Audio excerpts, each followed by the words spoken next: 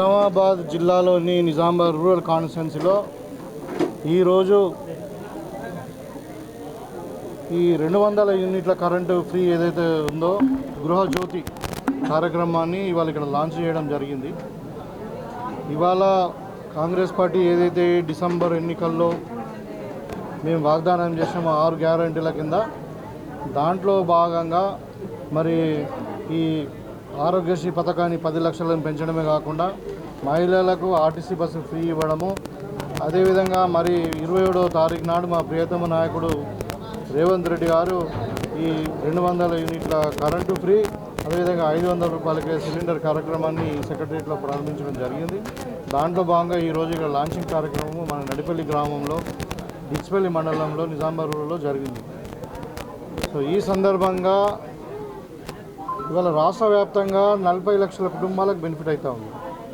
మా నియోజకవర్గంలో మరి గ్రామీణ ప్రాంతం ఎక్కువ ఉంది కాబట్టి 82,000 హౌస్ హోల్డ్స్లో దగ్గర ఇప్పుడు 60% మంది హౌస్ హోల్డ్స్ అందరు కూడా ఇంక్లూడింగ్ టెనెంట్స్ కూడా అందరికి కూడా 200 యూనిట్ల వరకు కరెంటు ఫ్రీ అయ్యి ఇవాళ జీరో బిల్లు ప్రొడ్యూస్ అంటే వస్తుంది అది.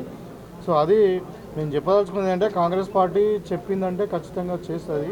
ఇవాళ మీకు అందరు కూడా తెలుసు, రాష్ట్రం అంతా కూడా కేసీఆర్ కుటుంబము దోచుకొని మరి టీఆర్ఎస్ గత ప్రభుత్వం మొత్తం అప్పులపాలు చేసినటువంటి ఈ సందర్భంలో 7 లక్షల కోట్ల అప్పులు. మరి కానీ ఎన్ని సమస్యలు ఉన్నా కానీ మనము చెప్పినప్పుడు చేయాలన్న ఉద్దేశంతో ఆర్థిక భారమైనా కానీ మరి దాన్ని పట్టించుకోకుండా ఇవాళ పేదలను ఆదుకోవాలనే ఉద్దేశంతో 200 యూనిట్ల కరెంటు గృహజ్యోతిని అమలుపరచడం జరిగింది. దీంట్లో మరి అంటే ఇంతకుముందు వాళ్ళు అన్నారు కాంగ్రెస్ వాళ్ళు ప్రభుత్వం దగ్గర డబ్బులే లేవంటున్నారు, మరి కాంగ్రెస్ వాళ్ళు వస్తే కరెంటే ఉండదు ఎట్లా ఇస్తారని చెప్తా ఉన్నారు. ఇవాళ మేము ప్రజలకు విజ్ఞప్తి చేస్తా ఉన్నాం, మీరు దయచేసి ఆలోచించండి. 2004లో రైతులకు ఉచిత కరెంటు ఇచ్చిందే కాంగ్రెస్ పార్టీ.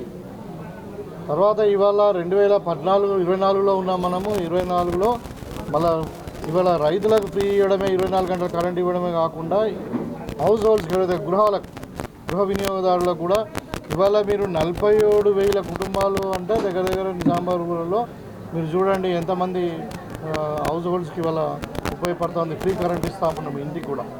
కాబట్టి ఇంకా రాబోయే కాలంలో మేము చెప్పినవన్నీ కూడా గ్యారంటీ పథకాలే కాకుండా మిగతా స్కీమ్స్ అన్నీ కూడా రైతు భరోసా కానీ ఇంకా మరి మహాలక్ష్మి స్కీమ్ కానీ తర్వాత ఇందిరమ్మ ఇల్లు కానీ అన్నీ కూడా ఖచ్చితంగా అమలు పరుస్తాం. ఇది ఈ టీఆర్ఎస్ వాళ్ళు పెట్టే తప్పుడు మాటలకు కానీ బీజేపీ వాళ్ళు చెప్పేదానికి ప్రజలు నమ్మద్దు. ఇక బీజేపీ వాళ్ళైతే ఇప్పుడు కొత్తగా ఇక రాముని పేరు మీద ఓట్లు అడుగుతూ ఉన్నారు. అది చాలా దురదృష్టకరం. మనమంతా సెక్యులర్ కంట్రీ ఇది. మరి రాముని పేరు మీద కాదు, మీరు అడిగేది ఏదో రైతులకు ఏం చేస్తా అన్నారు. ఇవాళ అరవింద్ గారు పసుపు కూడా ఇస్తామని చెప్పారు. చూపించమనండి ఎక్కడ ఉంది. ఒక అనౌన్స్మెంట్ జరిగింది ప్రైమ్ మినిస్టర్ గారితో.